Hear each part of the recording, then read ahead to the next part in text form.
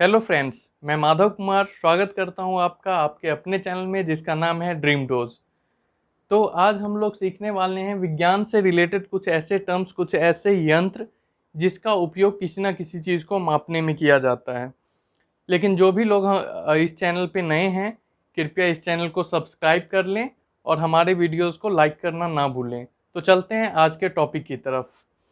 तो सबसे पहले आप देखिएगा कि अल्टीमीटर, ठीक है। यहाँ पे बहुत सारे जो हैं यंत्र, उसके नाम लिखे हुए हैं और आज मैं आपको बताने वाला हूँ कि किस यंत्र का क्या उपयोग होता है और किस चीज़ को मापने में होता है।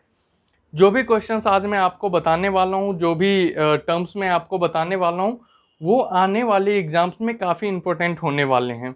मैं कोशिश करूँगा, लास्ट वीडियो में बहुत सारे लोगों ने कमेंट किया था कि सर आप टॉपिक वाइज लेके आइए, कोई भी क्वेश्चन है उसको टॉपिक वाइज एक्सप्लेन कीजिए।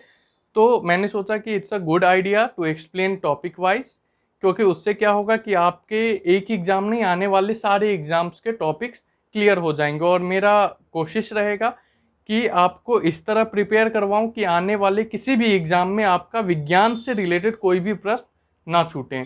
तो चलते हैं आज के क्लास की ओर। तो पहला है आपका अल्टीमीटर। यहाँ आप देख रहे होंगे अल्टीमीटर। तो अब देखिए, हम लोग हमेशा एक टर्म यूज़ करते हैं एल्टीट्यूड। एक होता है एटीट्यूड, दैट इज डिफरेंट, और एक होता है अल्टीट्यूड। अल्टीट्यूड का मतलब है ऊंचाई, ऊंचाई से रिलेशन है। अल्टीट्यूड बोलते हैं हाई एल्टीट्यूड, मतलब अत्यधिक ऊंचाई, लो एल्टीट्यूड। तो ये जो अल्टीमीटर होता है वो क्या मापेगा, आप खुद सोचिए, दिमाग लगाइए। जब एल्टीट्यूड जो होता है वो होता है आपका ऊंचाई से रिलेटेड, तो अल्टीमीटर जो होगा वो आपका ऊंचाई को मापेगा हमेशा। तो किसी भी चीज़ की ऊंचाई मापनी होती है, चाहे वो पर्वत की हो या कोई भी चीज़ की, तो हम लोग अल्टीमीटर के उपयोग करते हैं। आपने ध्यान दिया होगा जब भी आप फ्लाइट में जाते हैं तो आपको पायलट बोलता है कि अभी हम 3000 फीट की ऊंचाई पे उड़ रहे हैं। तो वो क्यों बोलता है ऐसा? यही मीटर जो है वो वायुयान में लगा होता है और जिसके कारण वो बता पाता है कि अभी विमान की ऊंचाई कितने मीटर पे है। अगर ये मीटर ना लगा रहे तो हो सकता है कि देखिए, कोई भी विमान उड़ता है तो उसकी एक फिक्स ये एल्टीट्यूड होता है कि वो इतने ऊंचाई पे उड़ेगा। और कोई अगर दूसरा विमान है तो उसके लिए भी अलग ऊंचाई सेट रहती है कि वो इतने ही एल्टीट्यूड पे उड़ सकता है।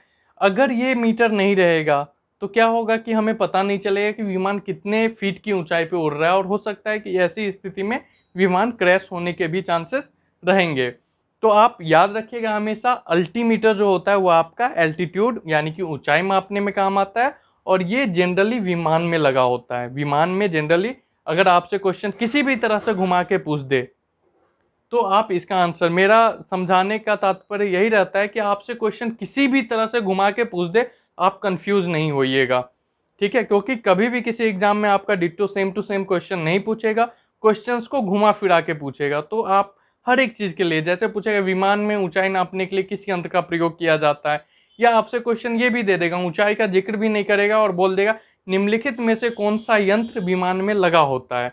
अब वहाँ पे आपका बहुत सारे यंत्र का नाम दे देगा, सिस्मोग्राफ दे देगा, आपका एमीटर दे देगा, ठीक है, और उसमें एक आपका अल्टीमीटर भी दे देगा। तो आपको वहाँ दिमाग लगाना है कि विमान में आपका सिस्मोग्राफ का क्या काम। सिस्मोग्राफ से हम लोग भूकंप को मापते हैं। तो इस तरह के भी क्वेश्चंस होते हैं जो लॉजिकल आपके प्रेजेंस ऑफ माइंड पे बनेंगे। तो आप हमेशा सारे क्वेश्चंस के लिए तैयार रहिएगा। चलते हैं अगले टर्म की ओर। दूसरा है एमीटर। एमीटर क्या करता है? ये विद्युत धारा को मापता है। किसी भी परिपथ में, किसी भी सर्किट में जो विद्युत धारा कितनी होती है उसका माप कौन करता है? एमीटर। ये बहुत ही इजी ऑप्शन है, क्योंकि बहुत बार, मतलब इतनी बार क्वेश्चन पूछा जा चुका है कि ये क्वेश्चन मेरे ख्याल से आप में से जितने भी लोग अभी ये वीडियो देख रहे हैं 90% लोगों को ये पता होगा कि एमीटर का उपयोग विद्युत धारा को मापने के लिए किया जाता है। अगला ऑप्शन है आपका एनीमोमीटर, ठीक है। एनीमोमीटर जो है, देखिए, एक है एमीटर जिससे विद्युत धारा मापते हैं और दूसरा है एनीमोमीटर। एनीमोमीटर और एमीटर में आप कंफ्यूज नहीं कीजिएगा। एमीटर से जहां हम विद्युत धारा मापते हैं, वहीं एनीमोमीटर से हम लोग वायु का वेग मापते हैं कि कितने स्पीड से हवाएं चल रही है। आपने देखा होगा न्यूज चैनल्स वगैरह में कि एंकर लोग बोलते रहते हैं कि वायु का स्पीड इतना मापा गया, इतने किलोमीटर पर आवर के स्पीड से वायु चल रही थी। जब भी इस तरह का होता है तो वो वहाँ पे वो एनीमोमीटर यूज करते हैं, ठीक है। एमीटर किस लिए यूज करेंगे? विद्युत धारा मापने के लिए। और एनीमोमीटर किस लिए यूज करेंगे, वायु का वेग मापने के लिए, हवाएं जो चलती है वो कितने स्पीड से चलती है, उसकी वेलोसिटी क्या होती है, वो मापने के लिए हम लोग यूज करते हैं एनीमोमीटर। अब देखिए इसी से मिलता जुलता एक टर्म है एंटीनोमीटर, ठीक है। एंटीनोमीटर, तीनों अलग अलग टर्म है, एमीटर, एनीमोमीटर एंड एंटीनोमीटर। आप इस टर्म में अक्सर कंफ्यूज करते हैं, इवन मैं भी कंफ्यूज कर जाता हूं।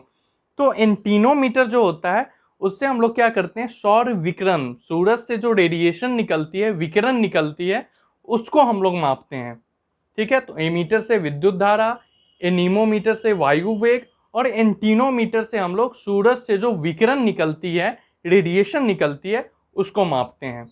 आते हैं अगले ऑप्शन की ओर। अगला ऑप्शन हमें बता रहा है ऑडियोमीटर। देखिए यहाँ नाम से ही स्पष्ट हो रहा है कि ये किस चीज को मापने के लिए। अगर आप जानते हैं तो वीडियो को पॉज करें और नीचे कमेंट सेक्शन में जाके बताएं कि ऑडियोमीटर का उपयोग किस लिए किया जाता है। Since this is a very easy question, तो मैं आप लोगों से पूछ रहा हूं कि क्यों किया जाता है। अब देखिए ऑडियो, आपने ऑडियो सुना होगा, ऑडियो बुक, ऑडिबल, ठीक है। तो हमेशा आप ये टर्म आपका हमेशा आता है। तो ऑडियो का मतलब, जैसे आप अभी आंख बंद कीजिएगा तो मेरी ऑडियो आपको आएगी। तो ऑडियो का मतलब क्या होता है, साउंड, ठीक है। तो साउंड को मापने वाला जो मीटर होगा उसको हम लोग क्या कहेंगे, ऑडियो मीटर।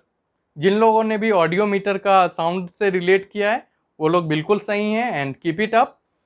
अब देखिए अगला है आपका बैरोमीटर। अब देखिए बैरो का मतलब होता है प्रेशर, ठीक है। बैरोमीटर मतलब प्रेशर मापने वाला। प्रेशर किस चीज का, वायुमंडल का जो प्रेशर होता है उसको जो मापता है यंत्र, उसको हम लोग बोलते हैं बैरोमीटर, ठीक है। बैरो का मतलब होगा प्रेशर। आप हमेशा एक बायोलॉजी में टर्म आता है बैरोफिलिक ऑर्गेनिज्म, मतलब ऐसे ऑर्गेनिज्म जो प्रेशर, हाई प्रेशर में रहते हैं, तो उसको हम लोग बोलते हैं बैरोफिलिक। बैरो मतलब प्रेशर, फिलिक मतलब लविंग, ठीक है। प्रेशर को लव करने वाला, प्रेशर को पसंद करने वाला ऑर्गेनिज्म, दैट इज बैरोफिलिक ऑर्गेनिज्म। ये हाई प्रेशर में रहते हैं। जहां पे भी हाई प्रेशर, चाहे आप समुद्र में नीचे चले जाएं, आपको पता है हर एक 10 मीटर जब आप समुद्र के नीचे जाते हैं तो 1 एटमॉस्फेयर का प्रेशर बढ़ जाता है, तो वहां भी आपका प्रेशर से रिलेटेड है। तो ये जो है बैरोमीटर, वो वायुमंडलीय दाब, वायुमंडल का कितना प्रेशर किसी चीज पे लग रहा है उसको मापा जाता है बैरोमीटर से, ठीक है। अब उसी तरह का टर्म है बैरोग्राफ। बैरो का मतलब आपको पता है प्रेशर या दाब। तो देखिए बैरोमीटर क्या करता है, प्रेशर नापता है, लेकिन बैरोग्राफ क्या करता है, कंटिन्यूअसली मॉनिटर करते रहता है वायुमंडल के प्रेशर का।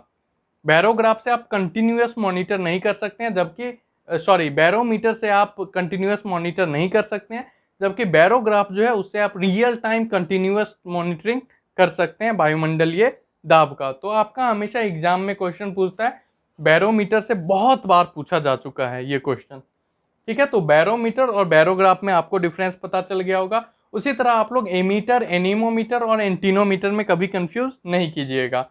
अब है कैलोरीमीटर। देखिए कैलोरीमीटर होता है कि किसी पदार्थ द्वारा या किसी वस्तु के द्वारा जो अवशोषित उष्मा होती है, जो उष्मा उसमें अवशोषित करता है, जो अपने आप में लेता है उष्मा, वो या फिर मुक्त किया गया जो रिलीज करते हैं, ठीक है, उसको जो यंत्र मापता है उसको हम लोग बोलते हैं कैलोरीमीटर। तो कैलोरीमीटर क्या होता है, ऐसा मीटर जो कि किसी वस्तु या पदार्थ द्वारा अवशोषित उष्मा या फिर रिलीज की हुई एनर्जी, ठीक है, टेकिंग एनर्जी, जो एनर्जी ले रहा है उष्मा के फॉर्म में, हीट के फॉर्म में, या फिर एनर्जी रिलीज कर रहा है, उसको जो यंत्र मापेगा उसको हम लोग बोलेंगे कैलोरीमीटर, ठीक है।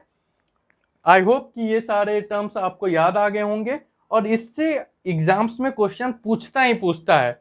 आप अंत तक बने रहें ताकि आपको बाकी की चीजें भी कवर हो जाए, ठीक है। नेक्स्ट आप देखिए कार्डियोग्राफ, ठीक है। कार्डियो जो टर्म होता है वो हार्ट से रिलेटेड होता है, हार्ट को हम लोग बोलते हैं कार्डियो, ठीक है। कार्डियोलॉजी यानी कि स्टडी ऑफ हार्ट, ठीक है, study of functioning of heart is called cardiology. उसी तरह कार्डियोग्राफ आप देखते होंगे कि मूवीज वगैरह में या फिर कभी हॉस्पिटल में जाने का मौका मिला होगा तो देखे होंगे आप कि कोई पेशेंट अगर लेटा हुआ रहता है, आईसीयू में भर्ती रहता है, तो एक स्क्रीन पे इस तरह का इमेज बनते रहता है, ठीक है। वो up and down, up and down, कभी ज़्यादा अप चला गया, फिर डाउन, फिर, ठीक है। तो मूवीज़ वगैरह में जनरली देखने को मिलता है कि जब कोई पेशेंट क्रिटिकली बीमार होता है तो उसका ये एक स्क्रीन पे दिखाते रहता है, और जब ये सीधी लाइन आते हैं तो लोग परेशान होने लगते हैं कि यार सीधी लाइन आ गई, मतलब ये हार्ट बीट स्टॉप हो गया और वो डेथ हो गया उस पर्सन का। तो कार्डियोग्राफ जो है, ठीक है, इसको हम लोग ईसीजी भी बोलते हैं, ईसीजी, इलेक्ट्रोकार्डियोग्राफ। ईसीजी से भी क्वेश्चन आपका आता है एग्जाम में, कार्डियोग्राफ लिखा रहेगा या ईसीजी लिखा रहेगा, दोनों का मतलब सेम है। इलेक्ट्रोकार्डियोग्राफ या सिर्फ कार्डियोग्राफ, कुछ भी पूछे आंसर एक ही होगा। हृदय जो आपका हार्ट बीट है उसका जो मॉनिटर करता है उसको हम लोग बोलते हैं कार्डियोग्राफ। जब भी क्रिटिकली इल पेशेंट होते हैं कोई, तो उसके हार्ट की मॉनिटरिंग जरूरी रहती है, देखा जाता है कि उसका हार्ट सही तरह से धड़क रहा है या नहीं, या कोई कॉम्प्लिकेशंस आता है तो ये बीप करने लगता है, ठीक है। तो इलेक्ट्रोकार्डियोग्राफ। अब देखिए यहाँ पे आपके एग्जाम में मैंने देखा है बहुत सारे क्वेश्चंस में ये, जब ये क्वेश्चन पूछा जाता है तो इसके साथ एक ऑप्शन जरूर रहेगा आपका, वो ऑप्शन रहता है ईईजी, ठीक है। एक होता है ईसीजी और एक होता है ईईजी, ठीक है। तो दोनों का आपको देखने में लगेगा जैसे आपसे पूछ दिया और पहला ऑप्शन ही दे दिया ईईजी, आप क्या करेंगे, बिना सोचे समझे आगे ऑप्शन देखेंगे भी नहीं और ईईजी में टिक लगा दीजिएगा और सोचिएगा मेरा आंसर सही हो गया, लेकिन गलत हैं आप। कभी भी आप एग्जाम में जाइए तो कुछ भी हो, कैसा भी कंडीशन हो, अगर आपको आंसर मालूम है फिर भी आप चारों ऑप्शंस को एक बार जरूर देखिए, क्योंकि हो सकता है कि जो आंसर में आपने टिक लगाया है वो आंसर सही हो, लेकिन आपसे हमेशा एग्जाम में पूछा जाता है कि मोस्ट करेक्ट ऑप्शन, सबसे ज़्यादा सही कौन है, ठीक है। तो सारे ऑप्शंस पे एक बार गौर करना बहुत ही जरूरी होता है। जैसे आपको पूछ दिया हार्ट के बारे में, पहला ऑप्शन ईईजी दे दिया, आपने मार दिया उसमें टिक कि यार मेरा ऑप्शन तो सही है, लेकिन दोनों काफ़ी डिफरेंस है, जमीन और आसमान का फर्क है दोनों में। जहाँ इलेक्ट्रोकार्डियोग्राफ से हम लोग हार्ट का पता करते हैं, हार्ट बीट का, वैसे ही इलेक्ट्रो इंसेफेलोग्राम, ईईजी, इलेक्ट्रो इंसेफेलोग्राम, इसका उपयोग ब्रेन मैपिंग में, ब्रेन जो होता है ब्रेन में किया जाता है। तो आप समझ गए होंगे कि इलेक्ट्रोकार्डियोग्राफ का उपयोग हम लोग हार्ट के लिए करते हैं और इलेक्ट्रो इंसेफेलोग्राफ का उपयोग हम लोग किसके लिए करते हैं, तो वो हम लोग ब्रेन के लिए करते हैं। तो कभी भी आपके एग्जाम में ये क्वेश्चंस आए तो please be aware of the fact कि ईसीजी जहाँ पे आएगा वो आपका हार्ट के लिए होगा और ईईजी जहाँ पे आएगा वो आपका ब्रेन के लिए होगा। तो चलते हैं अगले ऑप्शन की तरफ। अगला ऑप्शन हमारा बोलता है एंडोस्कोप। अब देखिए एंडोस्कोप क्या होता है, यहाँ आप नाम से ही देख रहे होंगे कि एंडो का मतलब होता है इनसाइड, ठीक है। इंडो मतलब इनसाइड, इंडो एंड आउट, ठीक है, इन एंड आउट, तो इन से बना हुआ है इंडो। तो इंडोस्कोप वैसा डिवाइस है जो आपको शरीर के अंदर के अंगों को निरीक्षण करने के लिए यूज किया जाता है। जैसे आपने देखा होगा डॉक्टर्स लोग यूज करते हैं स्टेथोस्कोप, जिससे हार्ट बीट आपका मॉनिटर करते हैं। जब भी आप डॉक्टर्स के पास जाते हैं तो आपका हार्ट बीट मेजर करते हैं कान में लगा के, जिसको आला भी बोलते हैं हिंदी में, तो वो यूज करते हैं डॉक्टर्स। तो उसी तरह का डिवाइस होता है एंडोस्कोप, जो कि आपके शरीर के इंटरनल जो अंग हैं उसको मेजर करने में, उसको मेजर नहीं, उसका निरीक्षण करने के लिए, उसका ऑब्जर्वेशन करने के लिए एंडोस्कोप का यूज किया जाता है, ठीक है। नेक्स्ट है आपका फेदोमीटर। अब देखिए फेदोमीटर का उपयोग हम लोग करते हैं किसी भी चीज़ की वाटर, जैसे वाटर लेवल होता है, समुद्र की गहराई मापने के लिए। जब भी आपसे एग्जाम में पूछा गया ये क्वेश्चन तो ऑप्शन में आपका यही देता है कि समुद्र की गहराई को मापने के लिए किस यंत्र का उपयोग किया जाता है, तो आप आंसर लगाएंगे फेदोमीटर। या आपसे ये क्वेश्चन पूछ दे कि फेदोमीटर का उपयोग किस चीज़ के लिए किया जाता है, तो आपका ऑप्शन होगा समुद्र की गहराई मापने के लिए कि कितना गहरा ओशियन है, ठीक है। तो ये फेदोमीटर हो गया गहराई मापने के लिए। और जैसा आपने देखा होगा कि सबसे पहला ऑप्शन है आपका अल्टीमीटर, तो अल्टीमीटर का उपयोग करते हैं ऊंचाई मापने के लिए। और सबसे लास्ट ऑप्शन मैंने दिया आपको फेदोमीटर, फेदोमीटर का उपयोग किया जाता है गहराई मापने के लिए। किसकी, तो समुद्र की, कितनी गहरा वाटर है, कितना गहराई में है, तो वो हम लोग मेजर करते हैं फेदोमीटर से। तो गाइज मैं होप करता हूँ आज के लिए आपको ये सारे टर्म्स याद हो गए होंगे, और ये जो जितने भी क्वेश्चंस मैंने आज बताए हैं आपको आने वाले एग्जाम्स में काफ़ी इंपॉर्टेंट रोल प्ले करने वाले हैं। ये यहीं पे ख़त्म नहीं हुआ, नेक्स्ट क्लास में मैं इसका एक्सटेंडेड वर्जन आगे जो बचा हुआ है उसको भी मैं डिस्कस करूँगा आप लोगों के सामने। मैं उम्मीद करता हूँ आपको ये वीडियो पसंद आई होगी। अगर आपको पसंद आई तो please like our video and do subscribe this channel for more and more information. Thank you so much.